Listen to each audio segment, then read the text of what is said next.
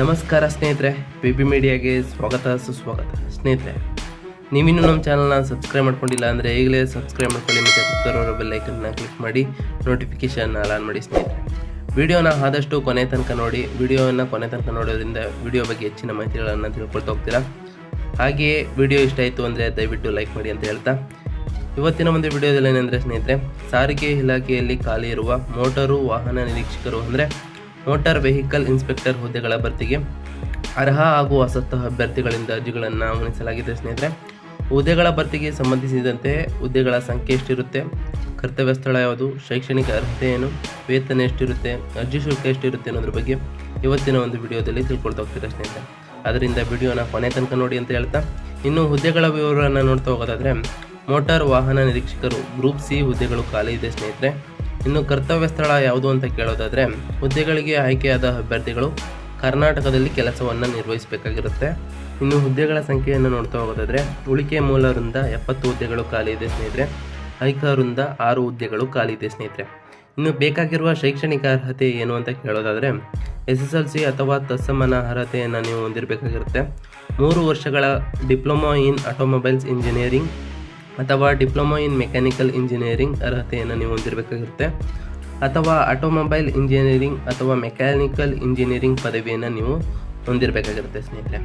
ಲಘು ಮೋಟಾರ್ ವಾಹನ ಮತ್ತು ಮೋಟಾರ್ ಸೈಕಲ್ ಗಿಯರ್ ವಾಹನಗಳ ಬಗ್ಗೆ ಪರವಾನಗಿಯನ್ನು ನೀವು ಹೊಂದಿರಬೇಕಾಗಿರುತ್ತೆ ಸ್ನೇಹಿತರೆ. ಅಂದರೆ ಡ್ರೈವಿಂಗ್ ಲೈಸೆನ್ಸನ್ನು ನೀವು ಹೊಂದಿರಬೇಕಾಗಿರುತ್ತೆ. ಇನ್ನು ವಯೋಮಿತಿಯನ್ನು ನೋಡ್ತಾ ಹೋಗೋದಾದರೆ, ಅಭ್ಯರ್ಥಿಗಳು ಕನಿಷ್ಠ ವಯಸ್ಸು 18 ವರ್ಷವನ್ನು ಪೂರೈಸಿರಬೇಕು. ಸಾಮಾನ್ಯ ಅರ್ಹತೆ ಅಭ್ಯರ್ಥಿಗಳಿಗೆ 35 ವರ್ಷ ಗರಿಷ್ಠ ವಯಸ್ಸಿರುತ್ತೆ ಸ್ನೇಹಿತರೆ.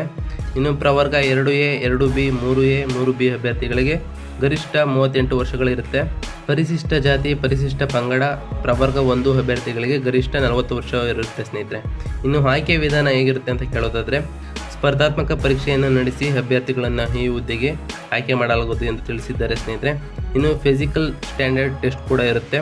ಎತ್ತರ 168 ಸೆಂಟಿಮೀಟರ್ ಪುರುಷರಿಗೆ ಇದ್ದರೆ 157 ಸೆಂಟಿಮೀಟರ್ ಮಹಿಳೆಯರಿಗೆ ಇರುತ್ತೆ ಸ್ನೇಹಿತರೆ.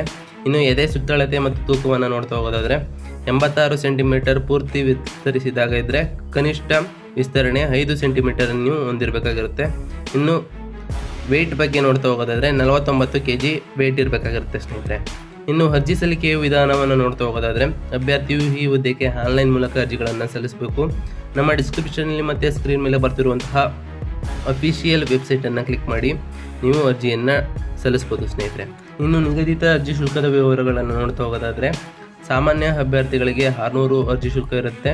ಪ್ರವರ್ಗ 2A, 2B, 3A, 3B ಅಭ್ಯರ್ಥಿಗಳಿಗೆ 300 ರು ಅರ್ಜಿ ಶುಲ್ಕವಿರುತ್ತೆ. ಮಾಜಿ ಸೈನಿಕ ಅಭ್ಯರ್ಥಿಗಳಿಗೆ 50 ರೂಪಾಯಿ ಅರ್ಜಿ ಶುಲ್ಕ ಇರುತ್ತೆ.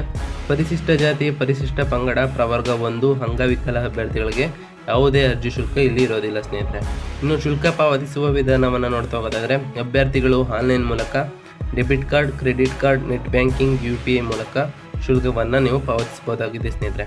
ಇನ್ನು ಅರ್ಜಿ ಸಲ್ಲಿಸಲು ನಿಗದಿಪಡಿಸಿರುವ ದಿನಾಂಕಗಳ ವಿವರವನ್ನು ನೋಡ್ತಾ ಹೋಗೋದಾದರೆ, ಅರ್ಜಿ ಸಲ್ಲಿಸಲು ಪ್ರಾರಂಭವಾದ ದಿನಾಂಕ ಮೇ 2, 2024ರಿಂದ ಅರ್ಜಿ ಸಲ್ಲಿಸಲು ಪ್ರಾರಂಭವಾಗಿದ್ದು, ಅರ್ಜಿ ಸಲ್ಲಿಸಲು ಕೊನೆಯ ದಿನಾಂಕ ಜೂನ್ 1, 2024 ಆಗಿರುತ್ತೆ ಸ್ನೇಹಿತರೆ. ಆದಷ್ಟು ಬೇಗ ಅರ್ಜಿಯನ್ನು ಸಲ್ಲಿಸಿ ಅಂತ ಹೇಳ್ತಾ, ಇವತ್ತಿನ ಒಂದು ವಿಡಿಯೋ ಇಷ್ಟ ಆಗಿತ್ತು ಅಂದರೆ ದಯವಿಟ್ಟು ಲೈಕ್ ಮಾಡಿ, ಶೇರ್ ಮಾಡಿ, ತಪ್ಪದೆ ಸಬ್ಸ್ಕ್ರೈಬ್ ಮಾಡಿ ಅಂತ ಹೇಳ್ತಾ ಸಿಗ್ತೀನಿ ಮತ್ತೊಂದು ವಿಡಿಯೋದಲ್ಲಿ. Thank you for watching.